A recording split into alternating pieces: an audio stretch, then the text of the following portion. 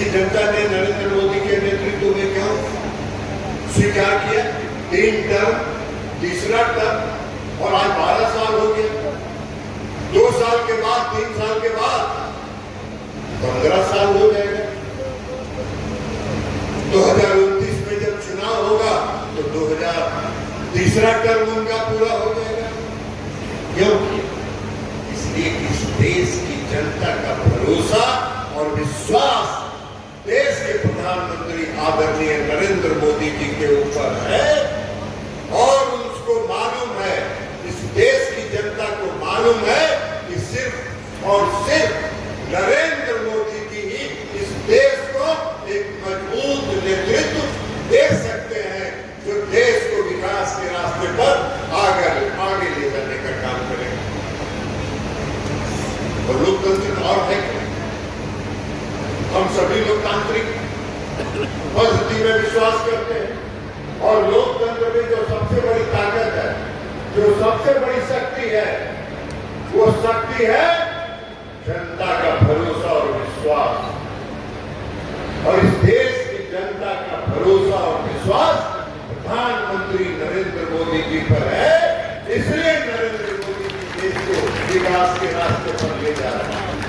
आज देश के गरीब हो, किसान हो, युवा हो, महिला हो, व्यापारी हो या मध्यम वर्ग के लोग हो, सबों का विश्वास आज नरेंद्र मोदी पर है, और इसलिए नरेंद्र मोदी जी एक सशक्त प्रधानमंत्री हैं।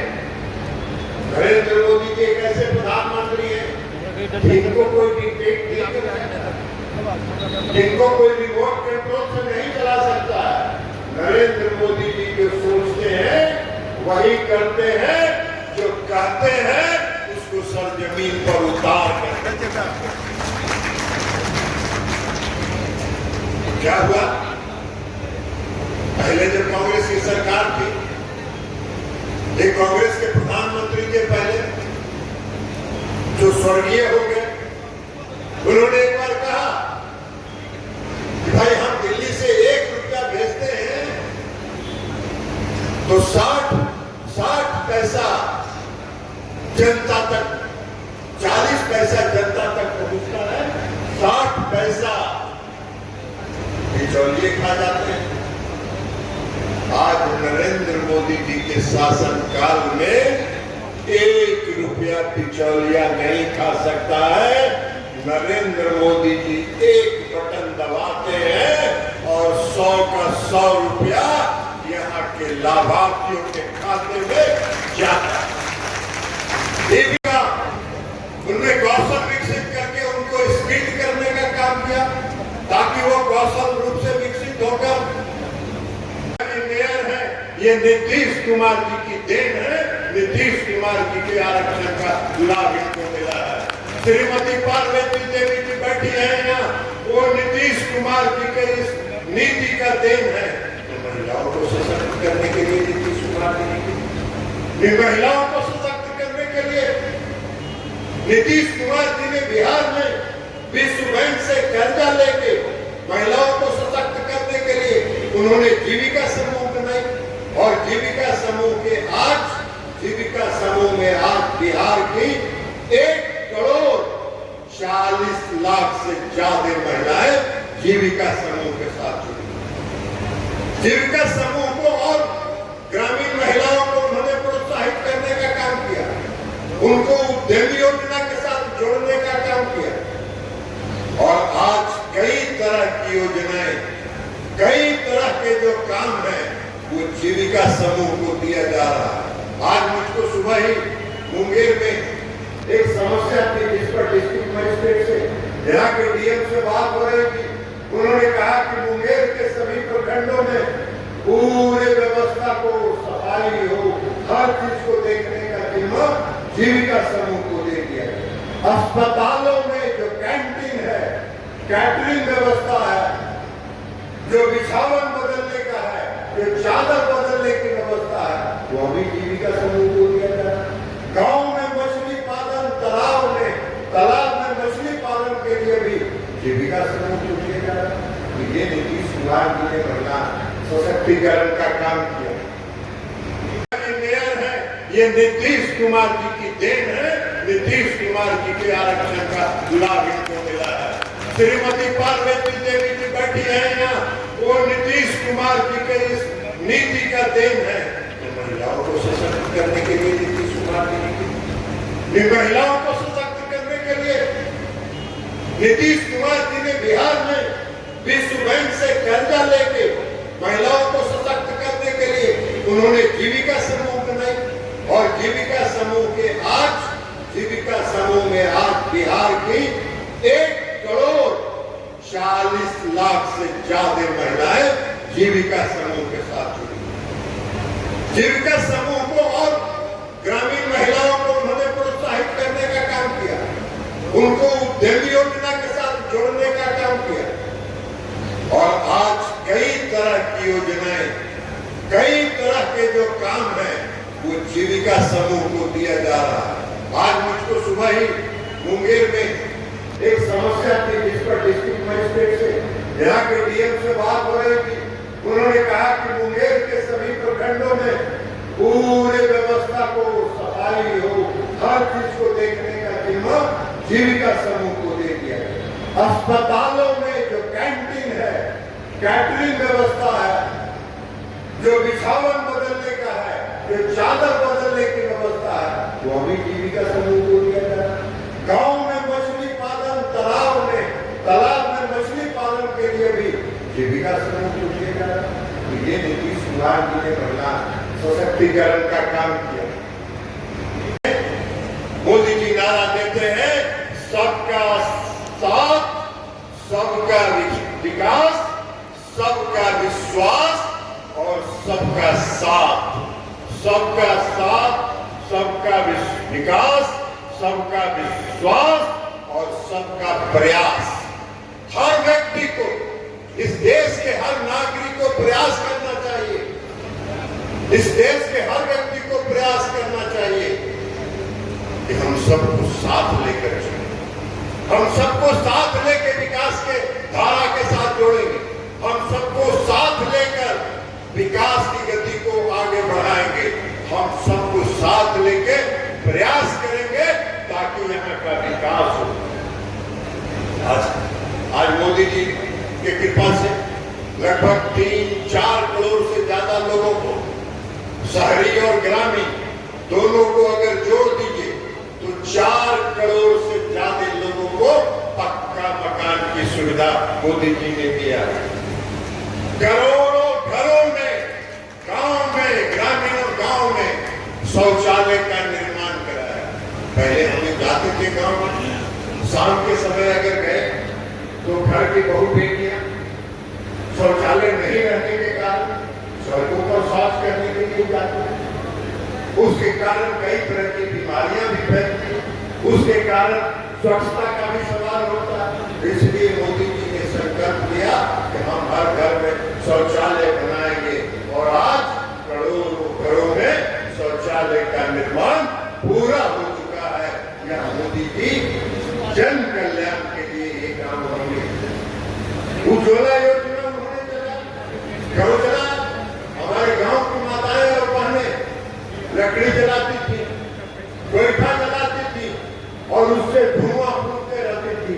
उनके स्वास्थ्य पर असर पड़ता था, उनके आंख पर असर पड़ता था, उनको कई तरह की सांस में धुएं अगर वो अपने सांस में लेते थे तो कई तरह की बीमारियां उनमें होती थी। इसको ध्यान में रखा मोदी जी ने और उज्ज्वला योजना चलाया और सभी घरों में उज्ज्वला योजना उन्होंने। मनमोहन सिंह जी इस देश के प्रधानमंत्री, कोई संकट आता था जाके अमेरिका के सामने घुटने टेक देते थे।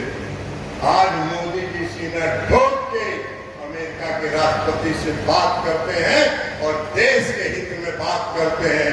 देश के हित के साथ कोई समझौता नहीं कर सकते और पूरी दुनिया जिनका सम्मान करती है। इसलिए साथ मोदी जी ने जो संकल्प लिया कि हम 2047 तक हम विकसित भारत बनाने का लक्ष्य उन्होंने निर्धारित किया। और मोदी जी 12 साल में यह कोई नारा नहीं, यह हकीकत, यह सच्चाई जिसको इस देश के यशस्वी प्रधानमंत्री आदरणीय नरेंद्र मोदी जी ने सरजमीन पर उतार के दिखाया और अब उनका संकल्प है कि 2047 को तक हम इस देश को विकसित भारत बनाने का सपना उन्होंने देखा है, संकल्प लिया है। तो इसलिए आज यह सम्मेलन विकसित भारत संकल्प सम्मेलन के रूप में भी आयोजित है। देश के प्रधानमंत्री आदरणीय नरेंद्र मोदी जी ने 2014 में इस देश की बागडोर संभाली और उन्होंने 12 साल का रिकॉर्ड कायम किया। आज तक इस देश में आजादी के बाद से कोई भी प्रधानमंत्री 12 साल पूरा नहीं किया। पंडित जवाहरलाल नेहरू जो सबसे लंबे काल तक इस देश के प्रधानमंत्री थे, उनके रिकॉर्ड को भी प्रधानमंत्री नरेंद्र मोदी जी ने तोड़ा। प्रधानमंत्री नरेंद्र मोदी जी ने नेहरू जी को मनोनीत थे कुछ दिनों तक और मनोनीत प्रधानमंत्री के कार्यकाल को भी उनके कार्यकाल में जोड़ा गया, लेकिन प्रधानमंत्री नरेंद्र मोदी जी इस देश की जनता के आशीर्वाद और विश्वास से निर्वाचित प्रतिनिधि के रूप में 12 साल उन्होंने पूरे। मोदी जी ने संकल्प लिया है कि हम 2047 तक इस देश को विकसित भारत बनाएंगे और 2047 तक इस देश को आत्मनिर्भर भारत बनाएंगे। प्रधानमंत्री नरेंद्र मोदी जी ने अपने पूरे शासनकाल में पूरे राजनीति की परिभाषा बदल दी।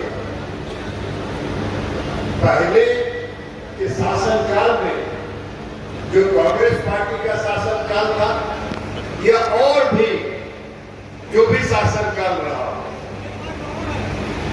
उसके शासनकाल में